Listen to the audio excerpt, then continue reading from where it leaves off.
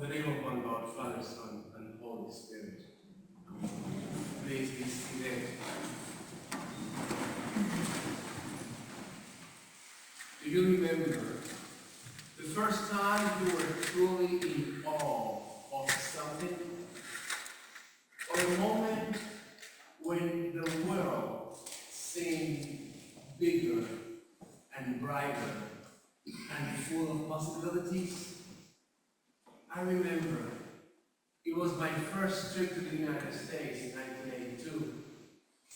I was chosen to go into a competition representing Puerto Rico to the Future Business Leaders of America National Conference in Indianapolis, Indiana. It was the first time a member of my family took a plane. I was in awe. What impressed me the most was that the Hilton Hotel where we stayed had a swimming pool on the 9th floor, and that the buildings were made out of glass. Today I think about that, it makes me think how naive I was. But it was impressive. The magnificence of what humanity can create is truly awe-inspiring, and so it is what humanity can destroy. Jesus understood this, which is why in today's reading he told Peter and Andrew and James and John that wars and earthquakes and famine and destruction will occur. The temple in Jerusalem was destroyed approximately 40 years after Jesus' death, during a war between the Romans and the Jews. That was the second temple, because the first temple was destroyed way before that, about 500 years before that. And the first temple was the one constructed by Solomon, and it was destroyed by the Babylonians. And why was the temple destroyed? It was destroyed because of the craving of power. The craving for power that exists within human nature. Today's epistles from Hebrews reminds us that God has implanted the law in our hearts. God's law is love. And love compels us toward intentionality. But our intentions are often clouded by our desires for power and righteousness and the need to be right.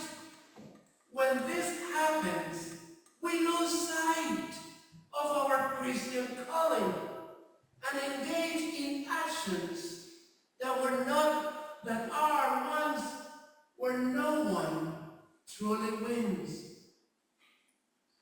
You know, I am the most educated, unculturated person I know. I don't know much about culture. I mean, it was the other day I was doing a wedding when the bride mentioned Taylor Swift. I didn't know who she was. But I found out, and I like her now. So I don't know these things. If you move me away from Tina Turner or Madonna, I do not know much. But a friend of my friends, they know, and they rescue me all the time. And a friend of mine told me about a song by a group named Rush.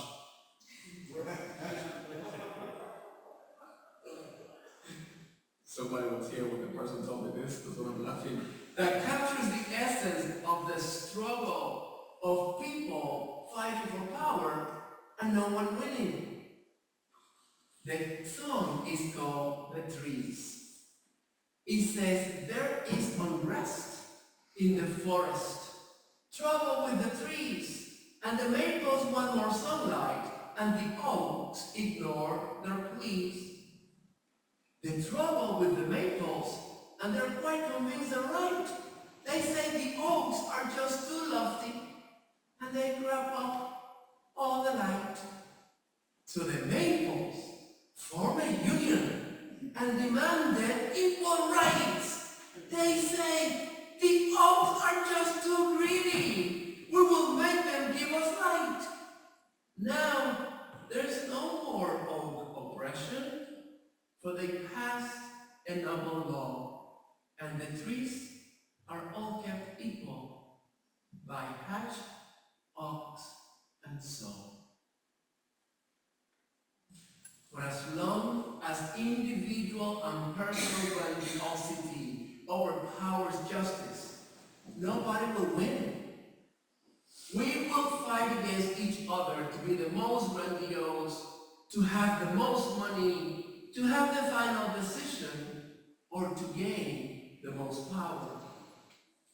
And we will either destroy each other or reduce ourselves to something less than what we were intended to be. Just like in the sun. And there will be pain. But the words of Jesus are words of good news. Today's reading offers a metaphor of hope. Jesus said, this is but the beginning of the birth pangs. Do you know what comes after birth pangs? Allison, this is your world. What comes after birth pangs?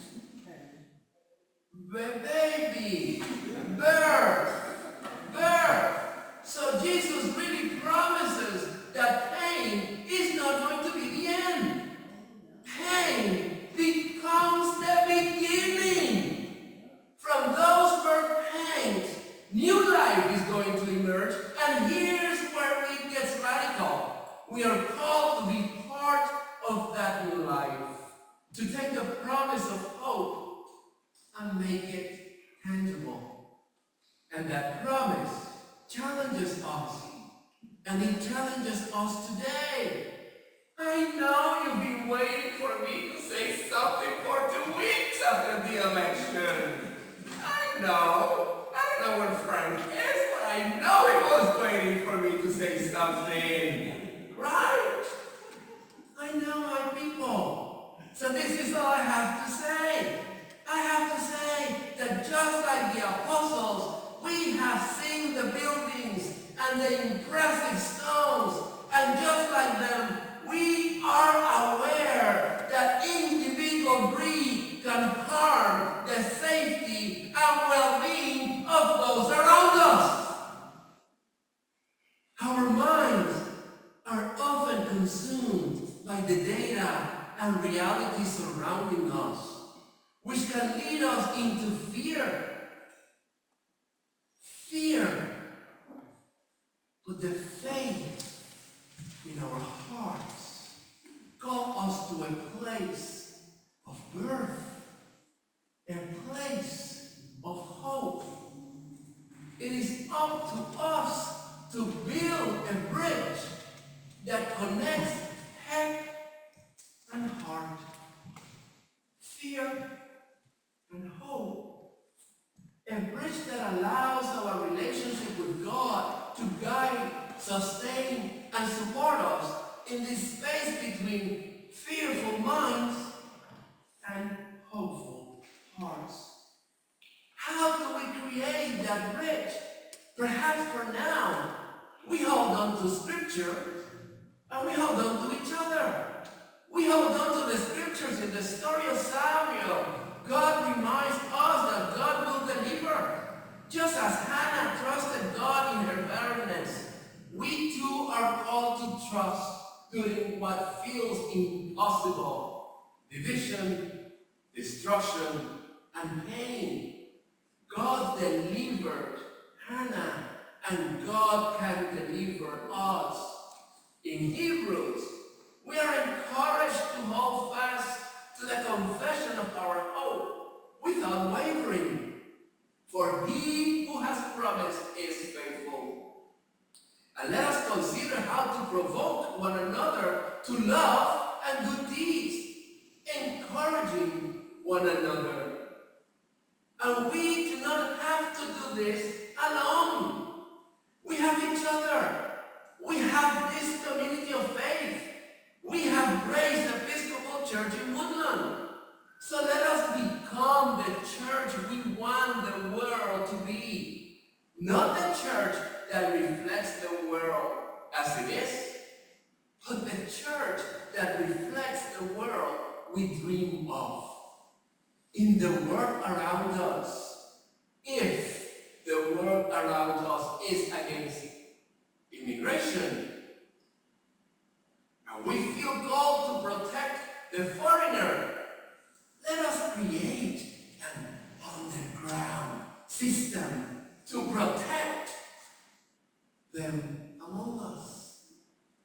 If the world around us is against vaccination and our people's health is at risk, let us create an underground system right here to provide access to vaccine for those in need. If the world around us is against women's health, let us create some system that provides access to health care for all who need it. It sounds crazy. It sounds daring.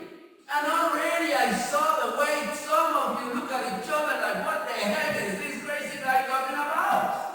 I know. I can read your eyes.